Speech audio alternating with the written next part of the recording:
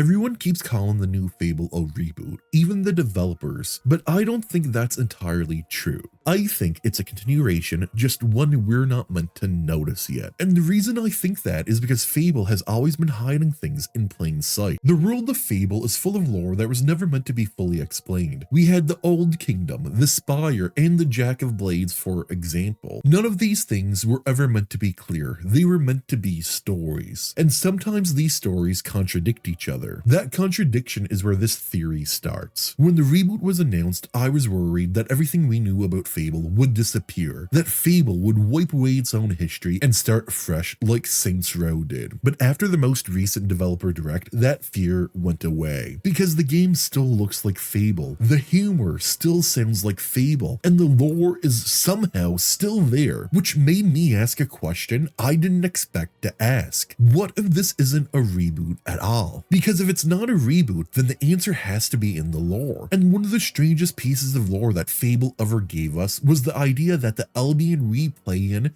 isn't the only world out there. In Fable 2, you can see glowing orbs drifting through the world. These are other players, and in the lore of Fable, they're heroes from other worlds. You can wrap this up to gameplay mechanics if you want, with no real implication on the lore, but the game just doesn't leave it there. After you recover Lucien's diary, Theresa places it on a table and begins to read. Hammer asks how can she read if she's blind. Theresa replies, "This isn't the only world I can see." Hammer then asks, "And in other worlds you can see?" And in that moment, the game stops hinting that there are other worlds out there, and it just flat out tells you. And once you accept other worlds exist, something else makes sense. There's a book in Fable 2 called The Hero of Oakvale. It retells the story of the first game, and it says the hero wielded the Sword of Aeons during the final battle with the Jack of Blades. But if that's true, Theresa should be dead. So either the book is wrong, or the Theresa in Fable 2 and 3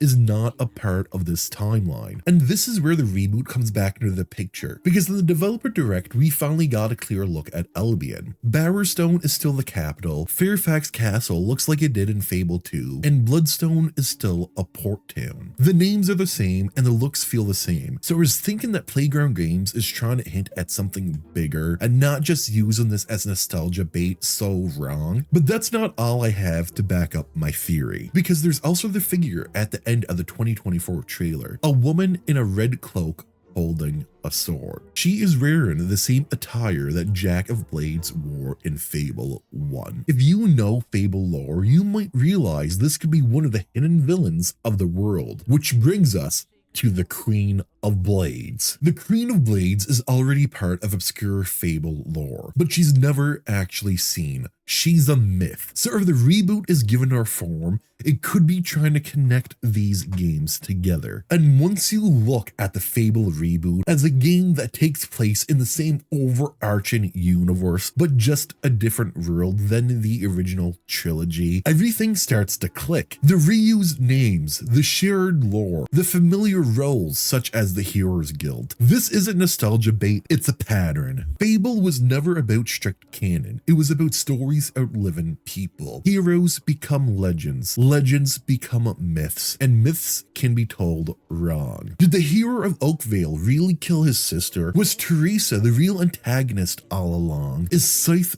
really William Black? Fable never gave us answers, they just let us interpret them as we wished, just like the inhabitants of Albion. If you like video games that make you question everything and anything you thought you understood about them, make sure to check out this video right here that talks about the shooter that punished you for playing it.